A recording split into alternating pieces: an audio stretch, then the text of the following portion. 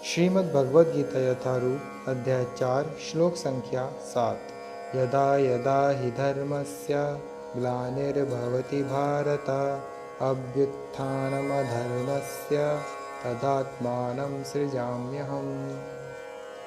हे भरतवंशी, जब भी और जहाँ भी धर्म का पतन होता है और अधर्म की प्रधानता होने लगती है, तब तब मैं अवतार लेता हूँ।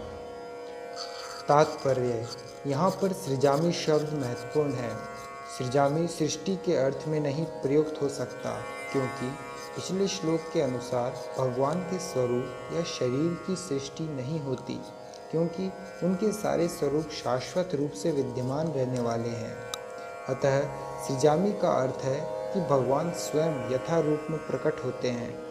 यद्यपि भगवान कार्यक्रमानुसार अर्थात ब्रह्मा के एक दिन में 7वें मनु के 28वें युग में द्वापर के अंत में प्रकट होते हैं, किंतु वे इस नियम का पालन करने के लिए बाध्य नहीं हैं, क्योंकि वे स्वेच्छा से कर्म करने के लिए स्वतंत्र हैं। अतः जब भी अधर्म की प्रधानता तथा धर्म का लोप होने लगता है, तो वे स्वेच्छा से प्रकट होते हैं। धर्म के नियम वेदों में दिए हुए हैं, और यदि इन नियमों के पालन में कोई त्रुटि आती है तो मनुष्य अधार्मिक हो जाता है। श्रीमद् भागवत में बताया गया है कि ऐसे नियम भगवान के नियम हैं। केवल भगवान ही किसी धर्म की व्यवस्था कर सकते हैं। वेद भी मूलतः ब्रह्मा के हृदय में से भगवान द्वारा उच्चारित माने जाते हैं। अतः धर्म के नियम भगवान के प्रत्यक्ष आदेश हैं। धर्मम तु साक्षात भगवत प्रणीतम। भगवद गीता में आद्योपान इन्हीं नियमों का संकेत है। वेदों का उद्देश्य परमेश्वर के आदेशानुसार ऐसे नियमों की स्थापना करना है, और गीता के अंत में भगवान स्वयं आदेश देते हैं कि सर्वोच्च धर्म उनकी ही शरण ग्रहण करना है। वैदिक नियम जीव को पूर्ण शरणागति की ओर अग्रसर कराने वाले हैं, और जब भी असुरों द्वारा इन नियमों में व्यवधान आता है, तभी भगवान प्रकट होते हैं। श्रीमद् भागवत पुराण से हम जानते हैं कि बुद्ध कृष्ण के अवतार हैं, जिनका प्रादुर्भाव उस समय हुआ जब भौतिकवाद का बोलबाला था, और भौतिकवादी लोग वेदों को प्रमाण बनाकर उसकी आड़ ले रहे थे।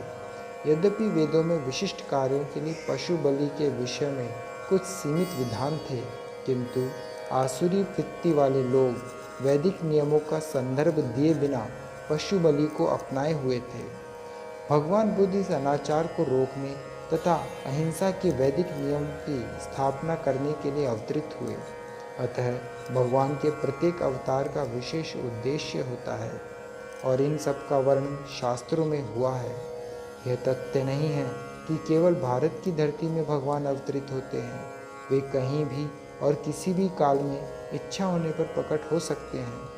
वे प्रत्येक अवतार लेने पर धर्म के विषय में उतना ही कहते हैं जितना कि उस परिस्थिति में जन समुदाय विशेष समझ सकता है, लेकिन उद्देश्य एक ही रहता है: लोगों को ईश भावना भावित करना तथा धार्मिक नियमों के प्रति आज्ञाकारी बनाना। कभी वे स्वयं प्रकट होते हैं, तो कभी अपने प्रामाणिक प्रतिनिधि को अपने पुत्र या दास के रूप में भेजते हैं, या वेश बदलकर स्वयं ही प्रकट होते हैं।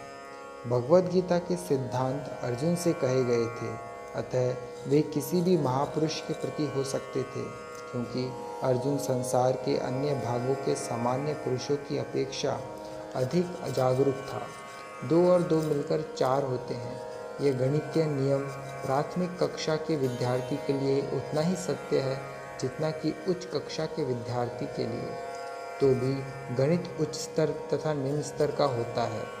अतः भगवान प्रत्येक अवतार में एक जैसे सिद्धांतों की शिक्षा देते हैं, जो परिस्थितियों के अनुसार उच्च या निम्न प्रतीत होते हैं। जैसा कि आगे बताया जाएगा, धर्म के उच्चतर सिद्धांत चारों वर्णाश्रमों को स्वीकार करने से प्रारंभ होते हैं।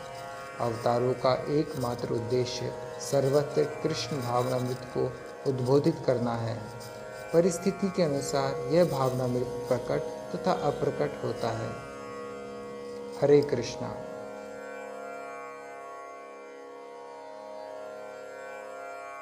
अपडेट्स के लिए चैनल को सब्सक्राइब करें और यदि टॉपिक से रिलेटेड आपका कोई प्रश्न हो तो कमेंट बॉक्स में आप पूछ सकते हैं।